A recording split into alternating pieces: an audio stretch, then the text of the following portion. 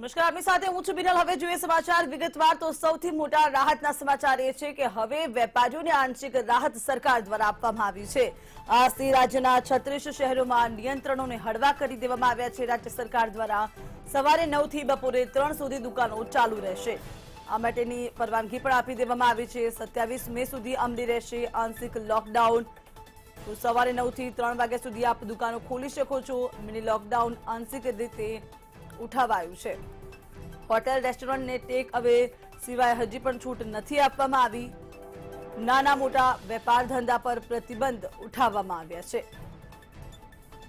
નાના રોજગાર ધંધા હતા, જેમ કે સલૂન હતા, બ્યુટી પાર્લર હતા, નાના વેપારીઓ કે જે કપડાના વેપારીઓ છે, બાળકોના કપડાની દુકાનો, ડ્રેસ મટીરિયલની દુકાનો, કાપડ બજાર, આવા વેપારીઓને છૂટછાટ આપવામાં આવી છે કે તે સવારે 9 થી બપોરના 3 વાગ્યા સુધી પોતાની દુકાન ખોલી શકે છે, જેથી તેઓને રોજગારી મળી શકે।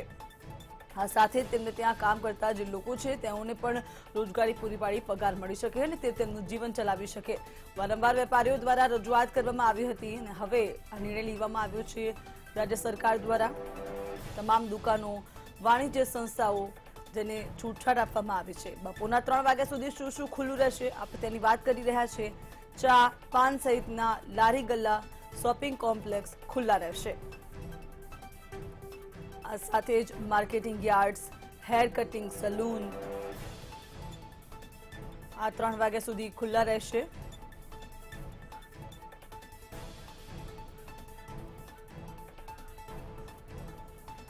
તો રાજકોટથી આપણી સાથે ધ્રુવ જોડાયા છે, સુરતથી આપણી સાથે સંજય જોડાયા છે અને અમદાવાદથી આપણી સાથે માનસી જોડાયા છે। સૌપ્રથમ ધ્રુવ, આપને પૂછીશ કે જે રીતે રાજકોટમાં વેપારીઓ દ્વારા વારંવાર રજૂઆત કરવામાં આવતી હતી, હવે સરકારે આંશિક રાહત આપી છે। સવારના 9 થી 3 વાગ્યા સુધી હવે રાજકોટની અંદર વેપારીઓ દુકાન ખોલી શકશે।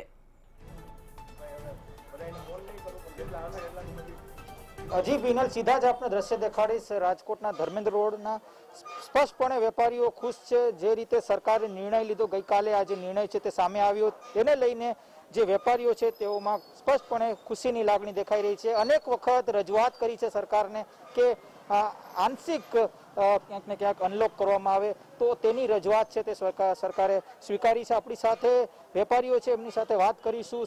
સરકારનો જે નિર્ણય છે તે કેટલો આવકારદાયક છે। શું નામ છે આપનું? હિતેશભાઈ। હિતેશભાઈ, શું કહેશો? સરકારે જે નિર્ણય લીધો, શું કહો છો? કઈ રીતે આપ આવકારો છો આને? ખૂબ સારી વાત છે। અમે સરકારશ્રીને ઘણા ટાઈમથી આ બાબત રજૂઆત કરતા હતા કે હવે તમે દુકાનો ખોલો, અને તે ખોલવાની છૂટ આપી છે, ખૂબ સારું પગલું છે। અને સરકારશ્રીને હજી પણ અમે વિનંતી કરીએ કે હજી આજે 3 વાગ્યાનો ટાઈમ છે, હવે સંક્રમણ બી ઘટી ગયું છે, તો હવે વેપારીઓને પૂરો દિવસ વેપાર કરવાની છૂટ આપે, તો જેથી કરીને વેપારીઓને ધીમે ધીમે પોતાનું રૂટીન કામ સેટ થાય, માણસોના પગાર ને બધું દેવાનું અને એ બધું શક્ય બને, અને થોડું થોડું ધીમે ધીમે રોટેશન બધાનું ચાલુ થાય। વેપારીઓ માટે રાહતના સમાચાર છે। આપણી સાથે હિતેશભાઈ પણ છે, એમની સાથે વાત કરીશું। હિતેશભાઈ, શું કહેશો? પ્રમુખ છો આપ, અનેક વખત રજૂઆત કરી છે ધર્મેન્દ્ર રોડ તરફથી, તો સરકાર તરફથી ત્યારે કઈ પ્રકારે આશ્વાસન આપવામાં આવતી હતી? રજૂઆતો તો 3-4 વખત અમે કરી અને સરકાર દ્વારા કોઈ જવાબ આપવામાં આવતો નહોતો, અને છેલ્લે જ્યારે વાત થઈ ત્યારે 3 દિવસનો વાવાઝોડાના હિસાબથી એક્સટેન્શન આપી અને એક હિંચકો નાખવામાં આવ્યો હતો, પણ ગઈકાલે અચાનક જ અમને પણ માનવામાં નહોતું આવતું કે આ લોકડાઉન ખુલી જશે, અનલોક થઈ જશે એમ, પણ સરકારશ્રીના નિર્ણયને અમે ખૂબ જ હૃદયપૂર્વક આવકારીએ છીએ। દરેક વેપારીઓને એકદમ ખુશીનો માહોલ છે, બધા વેપારીઓ ખુશ છે। આશા છે હવે પછી આવું લોકડાઉન ક્યારેય ના આવે। સંક્રમણ ફરીથી સરકાર નિર્ણય કરે, જે અનલોક 2 છે એ એકદમ ખોલી નાખે, બધા વેપારીઓ ખુશીથી વેપાર કરી શકે, પૂરો દિવસ વેપાર કરી શકે, એવી આશા રાખીએ છીએ। હિતેશભાઈ, આપ કાપડ ઉદ્યોગ સાથે સંકળાયેલા છો, કાપડ વ્યવસાય કરો છો। રાજકોટમાં કેટલા નાના મોટા કાપડ વ્યવસાય કરી રહ્યા છે લોકો? અંદાજે ટેક્સટાઇલ ટ્રેડમાં લગભગ 5 થી 6 હજાર નાના મોટા વેપારીઓ છે, અને આ લોકડાઉનમાં મારા હિસાબથી લગભગ જે અમે આંકડાઓનો સર્વે કર્યો એ પ્રમાણે 1200 થી 1500 કરોડ રૂપિયાનું વેપારીઓને નુકસાન થયેલું છે। એટલે આ ક્ષતિ છે એ અપૂર્ણ છે, પૂરી શકાય એવું નથી, બહુ ટાઈમ લાગશે। અમે સરકારશ્રીને એક વિનંતી પણ કરીએ છીએ કે નાના વેપારીઓને મુઆવજા રૂપે કંઈ પણ રકમ અથવા તો વગર વ્યાજની લોન આપવામાં આવે। અમારી એવી વિનંતી છે સરકારને કે નાના વેપારીઓને આટલી મદદ થાય તો બહુ સારું પડશે. અનેક પ્રકારના પ્રશ્નો પણ ત્યારે સામે આવી રહ્યા છે. બીજા પણ વેપારી આપણી સાથે છે. શું નામ છે? વિમલભાઈ. વિમલભાઈ, શું કહેશો, કેવી રીતના આવકારો છો સરકારના નિર્ણયને? પહેલી વાત તો એ કે સરકારે અમારી રજૂઆતને પોઝિટિવ લઈ અને અડધો દિવસની છૂટ આપી છે, એના માટે અમે સરકારનું હાર્દિક અભિવાદન કરીએ છીએ.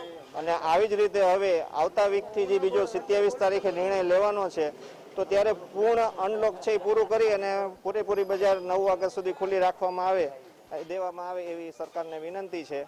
અને આવી જ રીતે પોઝિટિવ અમારી સાથે સરકાર રહેશે તો વેપારીને વાંધો નહીં આવે. વેપારીને અત્યાર સુધી ઘણી બધી નુકસાની ગઈ છે, પણ હવે જાગ્યા ત્યાંથી સવાર એવું ગણી અને આ નિર્ણયને અમે ખૂબ હૃદયપૂર્વક આવકારીએ છીએ. બીજા પણ વેપારીઓ આપણી સાથે છે, એમની સાથે વાત કરીશું. શું નામ છે આપનું? રાજુભાઈ. રાજુભાઈ, શું કહેશો, સરકારના નિર્ણયને કઈ રીતે આવકારો છો આપ?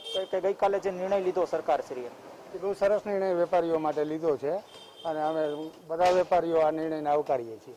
સ્પષ્ટપણે આ હતા આપણી સાથે ધર્મેન્દ્ર રોડના જે વેપારીઓ છે, તેઓનું એવું કહેવું છે કે સરકારનો જે નિર્ણય છે તે આવકારદાયક છે. સરકારે જે નિર્ણય લીધો તે ખૂબ જ યોગ્ય છે અને આગામી સમયમાં પૂર્ણ અનલોક કરી નાખે તે પ્રકારની માંગણી પણ તેઓ દર્શાવી રહ્યા છે. અને સાથે જો વાત કરીએ તો નાના વેપારીઓને પણ એક રાહત પેકેજ આપવામાં આવે તે પ્રકારની તેમની માંગણી અત્યારે થઈ રહી છે. જી ધ્રુવ, તો આગળ આપણે સુરતથી ખબર લઈશું. સુરતથી સંજયને પૂછવા માંગીશ. સંજય, જે રીતે હવે સુરત છે કે જે કાપડ ઉદ્યોગ માટે ખૂબ જાણીતું છે, સુરતની અંદર વેપારીઓનો કેવો પ્રતિસાદ જોવા મળી રહ્યો છે? સુરત શહેરની જો વાત કરીએ તો સુરતવાસીઓ માટે એક સારા સમાચાર ચોક્કસ કહી શકાય, કારણ કે ખાણીપીણીના શોખીન સુરતીઓ માટે આજથી ફરસાણની દુકાનો શરૂ થઈ રહી છે, સલૂન શરૂ થઈ રહ્યું છે, મીઠાઈની દુકાનો શરૂ થઈ રહી છે. એટલે સુરતવાસીઓ વહેલી સવારથી લારીઓ પર આવી રહ્યા છે, કારણ કે આજથી 9 વાગ્યાથી ફરસાણની પણ તમામ દુકાનો શહેરમાં જે છે એ તમામ દુકાનો શરૂ થઈ ચૂકી છે. ફરસાણ લેવા માટે સુરતવાસીઓ લાઇનમાં ઊભા રહી ગયા છે અને 9 થી 3 વાગ્યા સુધીનો જે સમય છે, આ સમયની અંદર લારીઓ ખોલવાની પરમિશન મળી છે. ત્યારે વેપારીઓ રહ્યા છે એ પણ જાણવાની કોશિશ કરીશું. આજથી 9 વાગ્યાથી દુકાન શરૂ થઈ રહી છે. શું કહેશો, કેટલા રાહતના સમાચાર છે? સરકારનો ખૂબ ખૂબ આભાર પહેલા તો, કારણ કે અમારા જેવા મિડલ ક્લાસ મહેનતથી કમાતા લોકોને તકલીફ પડવા માંડી હતી, કારણ કે અમારા બાળકોને બધી વસ્તુ આપવી અને સારું ભોજન આપવું એ અમારા બાપ તરીકેની બહુ જ ઈચ્છા હોય અંદરથી, ને અમને ડર હતો કે આ જો લંબાશે તો અમે આપી શકશું કે નહીં.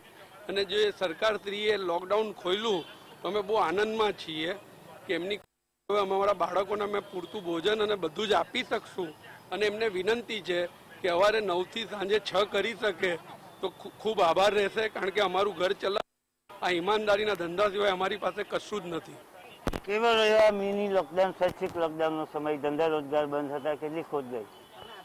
ખોટ આર્થિક તો ગણી જ ગઈ, કારણ કે 1 પણ રૂપિયાની આવક નહોતી.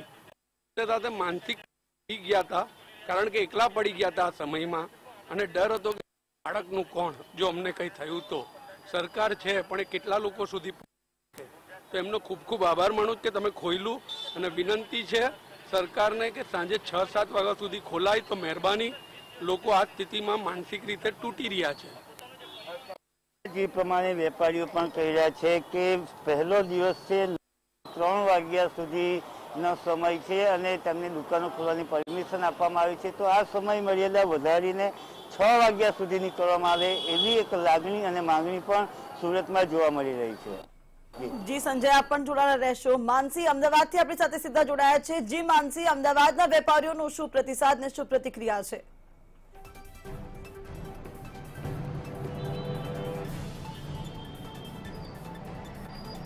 બિલકુલથી કોરોના કાળમાં જ્યારે સેકન્ડ વેવ કોરોનાનો શરૂ થયો ત્યારથી કહી શકાય કે જે મિની લોકડાઉન છે તે લાગુ કરવામાં આવ્યું હતું. તેના કારણે કહી શકાય કે જીવન જરૂરિયાતની વસ્તુ સિવાય તમામ જે ધંધા રોજગાર છે તેના પર બ્રેક વાગી ગઈ હતી, કારણ કે મિની લોકડાઉનના કારણે તે બંધ કરી દેવામાં આવ્યા હતા. પરંતુ હવે જ્યારે કેસો ઘટતા સરકાર દ્વારા જે તમામ રોજગાર છે તેને વેગવંતો બનાવવાના જે પ્રયાસ છે તે પ્રયાસ કરવામાં આવ્યા છે, જેના ભાગરૂપે તમામ જે જીવન જરૂરિયાતની વસ્તુની સિવાય અન્ય પણ જે રોજગાર છે, કપડાનો શોરૂમ છે કે પછી હેર સલૂન છે, તે તમામને હવે તંત્ર દ્વારા પરમિશન આપી છે. સવારે 9 થી બપોરના 3 વાગ્યા સુધી આ જે તમામ દુકાનો છે તે ચાલુ કરવા માટે અને વેપાર ધંધો કરવા માટે જે પરમિશન છે તે પરમિશન આપવામાં આવી છે, જેને લઈને હવે ધીમે ધીમે અમદાવાદમાં જે વેપારીઓ છે તે પોતાની દુકાનો હવે રાબેતા મુજબ ખોલી રહ્યા છે. એટલે કે કહી શકાય કે કોરોના કાળમાં તમામ રોજગાર પર જાણે કે કોરોનાએ આર્થિક કમર તોડી નાખી હોય તેવા દ્રશ્યો સામે આવ્યા હતા, પરંતુ હવે જ્યારે ફરીથી આ જે વેપાર રોજગાર છે તે શરૂ થઈ રહ્યા છે તેમાં વેપારીઓને મોટી સંખ્યામાં આશા છે, કારણ કે જે કામદારો છે તેમના પગાર ચૂકવવાના સાથે સાથે કેટલા વેપારીઓ પણ એવા છે બિનલ કે જેમના ઘર ચલાવવાના પણ ફાફા જોવા મળતા હતા, પરંતુ હવે જ્યારે તંત્ર દ્વારા પરમિશન આપી દેવામાં આવી છે, જેને લઈને હવે અમદાવાદ માટે પણ સારા સમાચાર કહી શકાય, કારણ કે હવે ફરીથી જે દુકાનો રોજગારો જે બંધ જોવા મળતા હતા તે હવે ફરીથી ધમધમતા જોવા મળશે. બિનલ. જી માનસી, સંજય અને ધ્રુવ, આપ ત્રણે જોડાયા, સમગ્ર માહિતી આપી તે બદલ આભાર. તો રાજકોટ, સુરત અને અમદાવાદ આ ત્રણેય શહેરથી આપણે લીધો વેપારીઓનો પ્રતિસાદ. વેપારીઓ ખૂબ ખુશ જોવા મળ્યા. સરકાર દ્વારા જે નિર્ણય લેવામાં આવ્યો છે, વેપારીઓ દ્વારા તેને આવકારવામાં આવ્યો છે. જોકે ઘણા વેપારીઓએ રજૂઆત કરી કે આ સમયમાં વધારો કરવામાં આવે.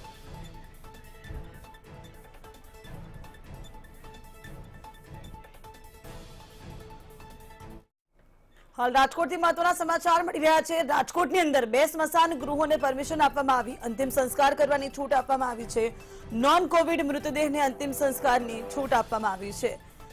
રામનાથપરા અને બાપુનગર ખાતે કરાશે અંતિમ સંસ્કાર. નોન કોવિડ સ્મશાનમાં અંતિમ સંસ્કાર કરી શકાશે. હવે માત્ર 2 સ્મશાન જ કોવિડ માટે અનામત રહેશે. મનપાના તંત્ર દ્વારા લેવામાં આવ્યા છે નિર્ણય.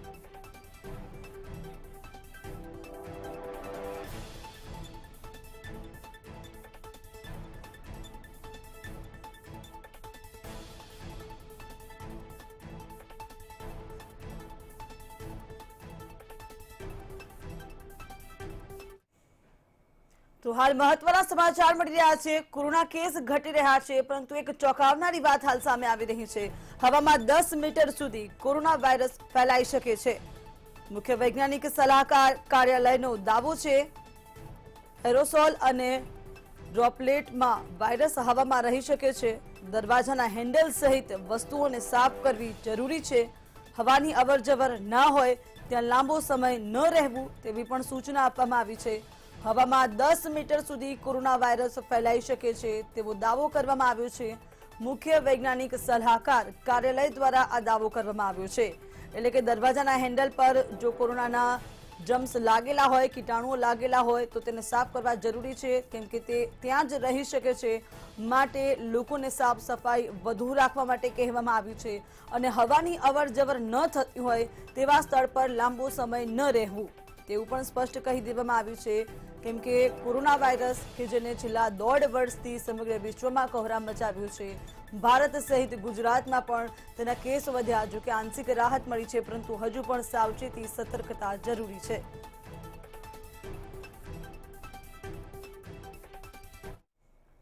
હવે નજર કરીએ રસીકરણના રોડમેપ પર.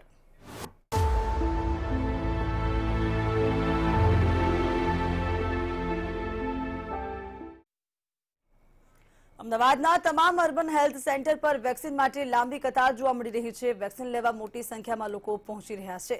વેક્સિનેશનને વેગવંતુ બનાવવા તંત્ર પણ હવે પ્રયત્નો કરી રહ્યું છે.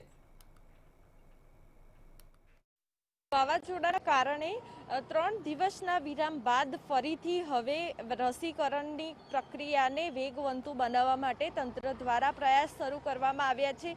હવે ફરીથી રાબેતા મુજબ જે વેક્સિન છે તે વેક્સિન અમદાવાદીઓને આપવામાં આવી રહી છે. અમદાવાદમાં 76 જેટલા અર્બન હેલ્થ સેન્ટરો સહિત 4 સરકારી હોસ્પિટલમાં જે વેક્સિન છે કોરોનાની તે આપવામાં આવી રહી છે. દ્રશ્યોમાં જોઈ શકાય છે કે મોટી સંખ્યામાં જે અમદાવાદીઓ છે તેમની ભીડ જોવા મળી રહી છે.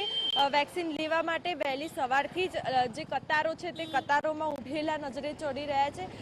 કોરોનાના કેસો ભલે ઘટવા લાગ્યા છે, પરંતુ હજી સુધી કોરોના ગયો નથી, જેને લઈને લોકો વેક્સિન લઈને સુરક્ષિત થવાના પ્રયત્ન કરી રહ્યા છે. યુવા વર્ગથી માંડીને જે સિનિયર સિટીઝનો છે તે હાલ વેક્સિન લેવા માટે આવી પહોંચ્યા છે. તમામ અર્બન હેલ્થ સેન્ટરની વાત કરવામાં આવે તો તમામ અર્બન સેન્ટર પર કહી શકાય કે 18 થી લઈને 45 વર્ષના ઉપરના લોકોને પણ વેક્સિન આપવામાં આવી રહી છે. એટલે કે સિનિયર સિટીઝનોની સાથે સાથે હવે યુવા વર્ગને પણ વેક્સિન આપવામાં આવી રહી છે, જેને લઈને હવે સિનિયર સિટીઝનો અને યુવા વર્ગની જે લાઈનો છે વેક્સિન લેવા માટેની તે લાઈનો જોવા મળી રહી છે. સાથે જ હવે લોકોમાં વેક્સિન લેવા માટે પણ જાગૃતિ જોવા મળી છે. કેમેરામેન કલ્પેશ સાથે માનસી પટેલ, મંતવ્ય ન્યૂઝ, અમદાવાદ.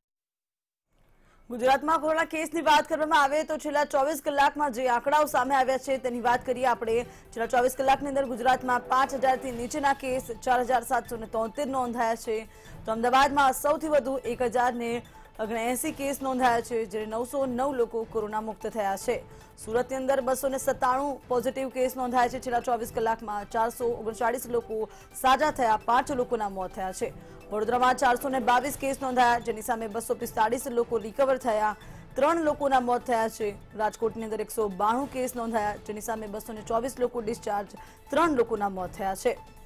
વાત ભાવનગરની કરીએ. ભાવનગરમાં છેલ્લા 24 કલાકમાં નવા 59 કેસ નોંધાયા, 1નું મોત થયું અને 153 લોકો ડિસ્ચાર્જ થયા. જામનગરમાં નવા 138 કેસ નોંધાયા, 3 લોકોના મોત થયા, 313 લોકો ડિસ્ચાર્જ થયા. દેશની વાત કરવામાં આવે તો દેશની અંદર પણ કોરોના કેસમાં ઘટાડો જોવા મળ્યો છે, જેની સામે રિકવરી આંક વધ્યો છે. દેશમાં નવા 2,59,000 કેસ સામે આવ્યા, જેની સામે 3,57,000 દર્દી ડિસ્ચાર્જ થયા છે. 24 કલાકમાં 4,208 લોકોના મોત થયા છે. મૃત્યુઆંક સતત વધુ આવી રહ્યો છે. ભારતની અંદર દેશમાં હાલ 30.22 લાખ એક્ટિવ કેસ નોંધાઈ રહ્યા છે કોરોનાના. સાથે છેલ્લા 24 કલાકની પરિસ્થિતિની આપણે વાત કરી રહ્યા છીએ. અત્યાર સુધી દેશમાં કુલ કેસનો આંક 2.60 કરોડને પાર થઈ ચૂક્યો છે. દેશમાં અત્યાર સુધી 18 કરોડ 70 લાખ લોકોને રસી આપી દેવામાં આવી છે અને હજુ પણ રસીકરણ પૂરજોશમાં ચાલી રહ્યું છે. વિશ્વની આપણે વાત કરીએ તો વિશ્વમાં પણ કોરોના સંક્રમણમાં જો વાત કરવામાં આવે તો ભારતમાં સૌથી વધુ મોત થયા છે. વિશ્વમાં નવા 6,45,000 કેસ નોંધાયા છે. અમેરિકામાં કોરોનાના નવા 30,214 કેસ નોંધાયા છે. બ્રાઝિલમાં કોરોનાના નવા 83,367 કેસ નોંધાયા છે. ભારતમાં સૌથી વધુ છેલ્લા 24 કલાકમાં 4,208 લોકોના મોત થયા છે. વિશ્વમાં હાલ 1.58 કરોડ એક્ટિવ કેસ નોંધાઈ ચૂક્યા છે. વિશ્વમાં કુલ કેસની આપણે વાત કરીએ તો 16 કરોડ 58 લાખને પાર આ આંક પહોંચ્યો છે.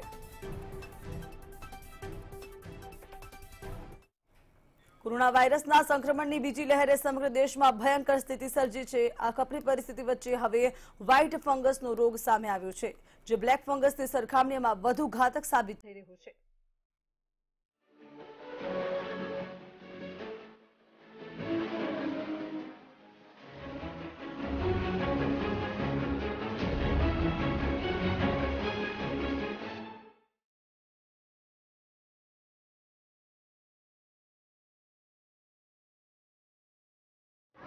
બ્લેક ફંગસ કરતા પણ વધુ ઘાતક વ્હાઇટ ફંગસ શરીરના દરેક ભાગને કરે સંક્રમિત.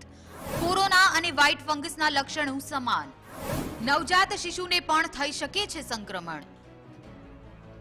જીવલેણ કોરોના વાયરસ બ્લેક ફંગસ સાથે હવે એક નવા સંક્રમિત રોગી પગપેસારો કર્યો છે. બ્લેક ફંગસ, જેને આપણે મ્યુકોરમાઇકોસિસ તરીકે ઓળખીએ છીએ, અત્યાર સુધી મ્યુકોરમાઇકોસિસ સામે આપણે ઝઝૂમી રહ્યા હતા. ત્યાં તો હવે વ્હાઇટ ફંગસના દર્દીઓ મળી આવતા હડકંપ મચ્યો છે. મહત્વનું છે કે પટનામાં બ્લેક ફંગસ કરતા પણ ઘાતક ગણાતી આ બીમારીના 4 દર્દીઓ મળી આવતા ચકચાર મચ્યો છે. કહેવામાં આવી રહ્યું છે કે વ્હાઇટ ફંગસથી ફેફસા સંક્રમિત થાય છે, તો નવજાત શિશુ પણ આ રોગથી સંક્રમિત થઈ શકે છે. તેમાં ડાયપર કેન્ડિસોસિસના રૂપમાં આ લક્ષણ દેખાય છે. બાળકોમાં સફેદ ધબ્બાની જેમ દેખાય છે અને તે ઓરલ થ્રસ્ટ કરે છે. વ્હાઇટ ફંગસનો આ રોગ બ્લેક ફંગસ કરતા પણ વધુ ઘાતક અને ઝડપી સંક્રમણ ફેલાવી શકે તેવો છે. વ્હાઇટ ફંગસ દર્દીના શરીરના વિવિધ અંગો જેવા કે ફેફસા, ચામડી, નખ, મોઢાની અંદરનો ભાગમાં જોવા મળે છે તેમજ પેટ, આંતરડા, કિડની, ગુપ્તાંગ અને મગજને પણ સંક્રમિત કરે છે. વ્હાઇટ ફંગસ દ્વારા જે ફેફસામાં સંક્રમણ ફેલાય છે તે પણ કોરોના મહામારીના સંક્રમણ જેવું જ દેખાય છે. આવી પરિસ્થિતિમાં દર્દીઓના રેપિડ ટેસ્ટ અને આરટીપીસીઆર પણ નેગેટિવ હોય છે. ઓક્સિજન સપોર્ટ પર રહેલા દર્દીઓના ફેફસા પણ વ્હાઇટ ફંગસ રોગથી સંક્રમિત થઈ શકે છે. રોગ પ્રતિકારક શક્તિ ઓછી હોય અથવા તો તે ડાયાબિટીસ, એન્ટીબાયોટિક તથા સ્ટીરોઇડ જેવું સેવન કરતી હોય તો તે રોગથી સંક્રમિત થઈ શકે છે. મોટાભાગે કેન્સર પીડિત દર્દીઓને આનું જોખમ વધારે છે. વ્હાઇટ ફંગસ દર્દીના વિવિધ અંગોમાં જોવા મળે. ફેફસા, ચામડી, નખ, મોઢાની અંદરના ભાગે જોવા મળે. પેટ, આંતરડા, કિડની, ગુપ્તાંગ અને મગજને પણ સંક્રમિત કરે છે. દર્દીઓના રેપિડ ટેસ્ટ અને આરટીપીસીઆર આવશે નેગેટિવ. ડાયાબિટીસ, એન્ટીબાયોટિક તથા સ્ટીરોઇડનું સેવન કરનાર થઈ શકે છે સંક્રમિત. ઓક્સિજન સપોર્ટ પર રહેતા દર્દી થઈ શકે છે સંક્રમિત. કેન્સર પીડિત દર્દીઓને જોખમ વધારે. વ્હાઇટ ફંગસનો નવો રોગ આવતા હવે લોકોમાં ભયનો માહોલ જોવા મળી રહ્યો છે. એક બાદ એક નવા રોગ આવતા તંત્ર પણ ચિંતામાં મુકાયું છે. જાણે હવે કુદરત માનવ જિંદગીથી રૂઠી હોય તેવું લાગી રહ્યું છે. બ્યુરો રિપોર્ટ, મંતવ્ય ન્યૂઝ. હવે વાત કરીએ મ્યુકોરમાઇકોસિસની.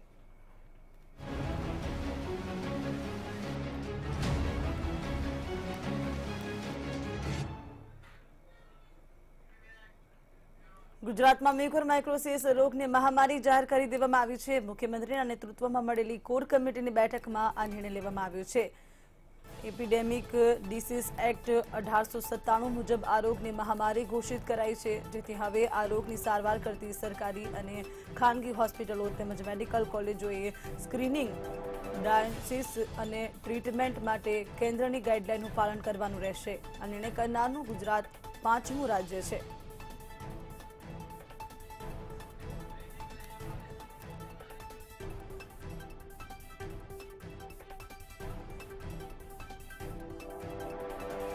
મ્યુકોરમાઇકોસિસે પણ હવે ભરડો લીધો છે. તેવામાં તેની દવા એટલે કે તેના ઇન્જેક્શન ખૂબ જ મોંઘા હોય છે અને તેની અછત જોવા મળી રહી છે. ફરી એકવાર ગુજરાત રાજ્યની અંદર મ્યુકોરમાઇકોસિસ નામના રોગની માટે જે દવા ઉપયોગી છે તેના ઇન્જેક્શન ખૂબ મોંઘા મળી રહ્યા છે. તેની માટે લોકો વલખા મારી રહ્યા છે. સરકારી હોસ્પિટલમાં વિતરણ કરાયા તે માટેની વ્યવસ્થા જે હતી તે ખોરવાઈ હતી. રાજ્યમાં ઇન્જેક્શનની અછત જોવા મળી. મ્યુકોરમાઇકોસિસના દર્દીઓને ખૂબ હાલાકી પડી રહી છે. સરકાર દ્વારા તમામ મદદો કરવામાં આવી રહી છે, પરંતુ તેની જે દવા છે તેનું ઉત્પાદન ઘણું ઓછું હતું. એકાએક રોગ જે છે તે વધ્યો છે, જેથી હવે સરકારની જે વ્યવસ્થા છે તે ખોરવાતી જોવા મળી છે.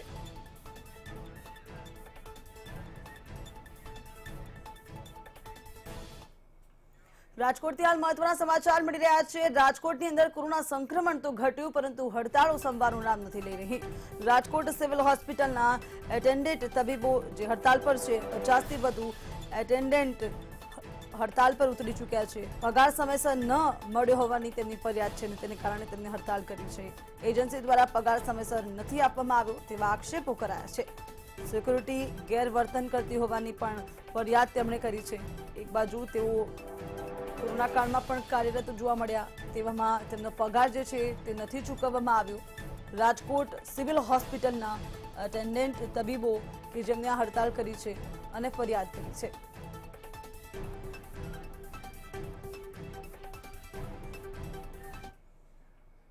તાવતે દ્વારા જે તરાજી સર્જાઈ તેની હવે વાત કરીશું.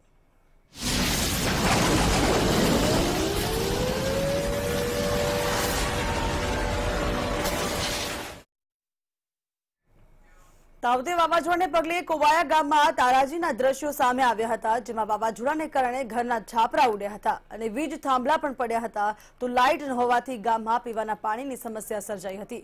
આ તમામ પરિસ્થિતિનો તાગ મેળવવા માટે મુખ્યમંત્રી કોવાયા ગામની મુલાકાતે પણ પહોંચ્યા હતા. મુખ્યમંત્રી વિજય રૂપાણી અમરેલી જિલ્લાના અસરગ્રસ્ત વિસ્તારોની મુલાકાતે છે। પીપા વાવનું આ કોવાયા ગામ છે। કોવાયા ગામ ખાતે જોઈ શકાય છે કે જે ગ્રામજનો છે તે પણ આજે મુખ્યમંત્રીને જોવા માટે અહીંયા પહોંચ્યા છે। જે તેમનો કાફલો છે તે જોઈ શકાય છે। અને કોવાયાની જો વાત કરીએ તો જે આ દ્રશ્યો છે તે જોઈ શકો છો। જે નળિયા છે તે તૂટી પડ્યા છે, કેટલાક મકાનો ધરાશાયી થયા છે, સંપૂર્ણ મકાનો પણ ધ્વસ્ત થઈ ચૂક્યા છે, ઢોર ઢાખરની નુકસાની થઈ છે અને સાથે જ જે વીજળીના થાંભલા છે તે પણ પડી ગયા છે અને તેના કારણે થઈને આ ગામમાં છેલ્લા 3 દિવસથી લાઇટ પણ નથી અને આવનારા 15 દિવસમાં અહીંયા લાઇટ આવે તેવી કોઈ સંભાવના પણ જોવામાં નથી આવી રહી। ગામ લોકો ઉત્સુક છે। જ્યારે મુખ્યમંત્રીએ આ ગામની મુલાકાત લીધી છે કોવાયાની, તેમની એવી અપેક્ષા છે કે તેમની જે સમસ્યાઓ છે તે હળવી થાય, ગામમાં ઝડપથી લાઇટ આવે, જે નુકસાન થયું છે તેનું પણ તેમને વળતર મળે। એક તરફ પ્રધાનમંત્રીએ 1000 કરોડની સહાય ગુજરાત માટે જાહેર કરી છે અને બીજી બાજુ મુખ્યમંત્રીએ પણ જ્યારે સ્થળ મુલાકાત કરી છે ત્યારે હવે કોવાયાની આ સમસ્યાનો હલ ક્યારે આવે છે તે જોવાનું રહેશે। કેમેરામેન વિરલ વ્યાસ સાથે સોનલ અણકટ, મંતવ્ય ન્યૂઝ, કોવાયા, અમરેલી। તો હાલ અરવલ્લીથી મહત્વના સમાચાર મળી રહ્યા છે। ફરી એકવાર હોસ્પિટલની બેદરકારી સામે આવી છે। અરવલ્લી વાત્રક કોવિડ હોસ્પિટલની બેદરકારી સામે આવી છે। બપોરના સમયે હોસ્પિટલનું શટર બંધ જોવા મળ્યું।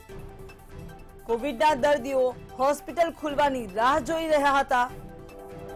કપડવંજ તાલુકાની મહિલાનું કોરોનાને કારણે મોત થઈ ચૂક્યું છે। સારવાર ન મળવાથી મોત થયું હોવાનો આક્ષેપ હાલ કરવામાં આવી રહ્યો છે। અરવલ્લીની વાત્રક કોવિડ હોસ્પિટલ કે જેની બેદરકારી, એક બાજુ કોરોના કેસ જે છે તે હજુ ઓછા થયા છે પરંતુ કોરોના ગયો નથી, માટે દર્દીઓને સારવાર તુરંત મળવી ખૂબ જરૂરી છે। તેવામાં બપોરના સમયે હોસ્પિટલનું શટર બંધ જોવા મળ્યું। જે દર્દીઓ દવા લેવા માટે આવતા હોય કે જેમની તબિયત વધારે નાજુક હોય તેઓને તુરંત સારવાર આપવી ખૂબ જરૂરી છે। વધુ માહિતી સાથે સંવાદદાતા પરેશ પરમાર જોડાયા છે। જી પરેશ, જે રીતે હોસ્પિટલ બંધ જોવા મળી, પરિવારજનોનું શું કહેવું છે અને હોસ્પિટલના ડોક્ટર્સનું શું કહેવું છે? જી બિનલ, ચોક્કસથી ગઈકાલે કપડવંજ તાલુકાનો એક પરિવાર વાત્રક કોવિડ હોસ્પિટલમાં સારવાર માટે આવ્યો હતો। બપોરના સમયે આ પરિવાર હોસ્પિટલમાં આવ્યો હતો, પરંતુ બપોરના સમયે વાત્રક કોવિડ હોસ્પિટલના શટર બંધ હતા। તેને લઈને ક્યાંક ને ક્યાંક જે કોવિડ જે દર્દી હતા, જે મહિલા દર્દી હતા, તેમનું કોવિડ હોસ્પિટલના બહાર જ મૃત્યુ થયું હતું।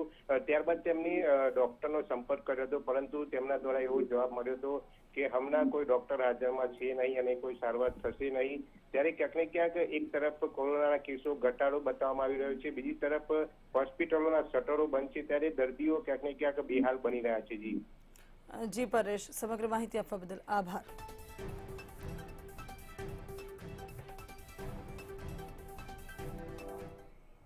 તો હાલ બુલેટિનમાં બસ આટલું જ। વધુ માહિતી અને સમાચાર માટે જોતા રહો મંતવ્ય ન્યૂઝ અને લોગ ઇન કરો www.mantavynews.com પર। નમસ્કાર।